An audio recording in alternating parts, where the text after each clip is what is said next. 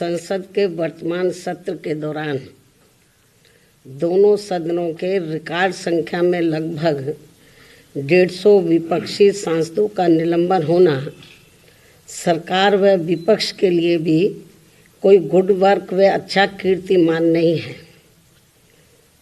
इसके लिए कसूरवार कोई भी हो, किंतु संसदीय इतिहास के लिए ये घटना अति दुखद, दुर्भाग्यपूर्ण व लोगों के विश्वास को आघात पहुंचाने वाला है।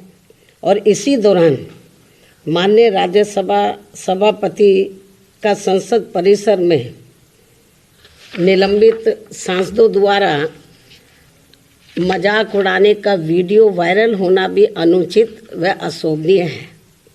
इस प्रकार से सरकार और विपक्ष के बीच जबरदस्त मतभेद, तनाव व टकराव वाली घटनाओं से देश के लोकतंत्र एवं संसदीय परंपराओं को शर्मसार होने से बचाना बहुत जरूरी है।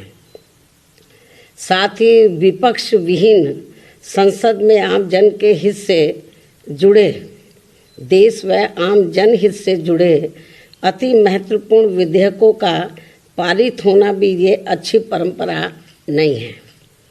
और यहाँ विश्व के सबसे बड़े लोकतंत्र तथा परम पूज्य बाबा साहब डॉक्टर भीमराव अंबेडकर द्वारा निर्मित यहाँ पवित्र संविधान संसद व अच्छी संसदीय परंपराओं को बचाने की जिम्मेवारी किसी भी एक की नहीं है, बल्कि सभी की है, और जिसे सभी को मिलकर निभाना चाहिए। इतना ही नहीं, बल्कि अभी हाल ही में संसद की सुरक्षा में जो सेंध लगाई गई है, ये भी कोई ठीक नहीं है। ये अति गंभीर व चिंतनीय भी है, और इस मामले में सभी को मिलकर संसद की सुरक्षा की तरफ विशेष ध्यान देना चाहिए। एक दूसरे पर आरोप प्रत्यारोप लगाने से काम नहीं चलेगा, बल्कि इस मामले को सभी को गंभीरता से लेना चाहिए तथा इसके जो भी दोषी व षड्यंत्रकारी हैं तो उनके विरुद्ध सख्त कानूनी कार्रवाई भी होना अत्यंत जरूरी है।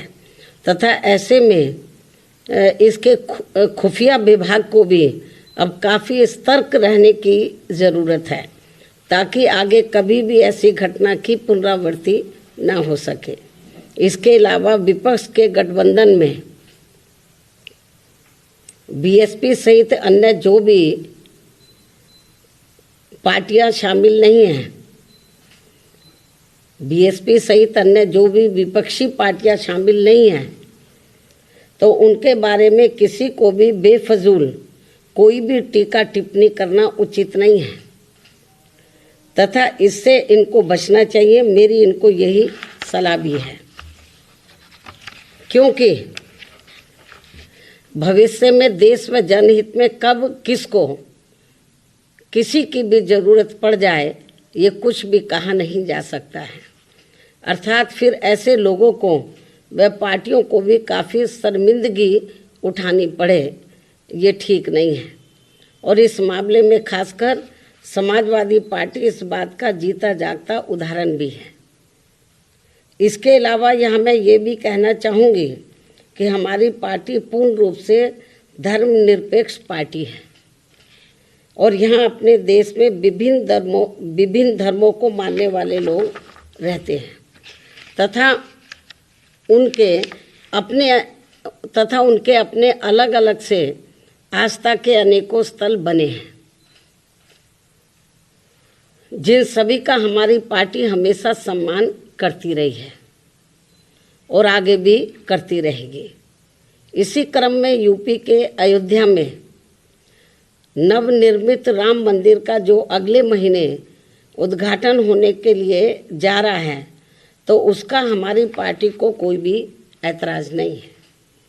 और यहाँ अयोध्या में कोर्ट के आदेश पर सरकार द्वारा निर्धारित की गई जमीन पर जब भी मस्जिद का निर्माण होता है, तो तब उसके उद्घाटन का भी हमारी पार्टी कोई ऐतराज़ नहीं करेगी। अर्थात हमारी पार्टी सभी धर्मों के स्थलों का पूरा सम्मान करती है लेकिन पिछले कुछ वर्षों से इसकी आड़ में जो राजनीति की जा रही है, जो घिनौनी राजनीति की जा रही है, ये अति दुखद व चिंतनीय भी है, जो नहीं होना चाहिए, क्योंकि इससे अपना देश कमजोरी होगा, मजबूत नहीं, तथा इससे लोगों में आपस में नफरत पैदा होती है, जो ये कतई भी उचित नहीं है। इस बात का भी सभी को पूरा ध्यान रखना चाहिए। इन्हीं कुछ खास बातों के साथ ही अब मैं अपनी बात यही समाप्त करती हूँ। धन्यवाद।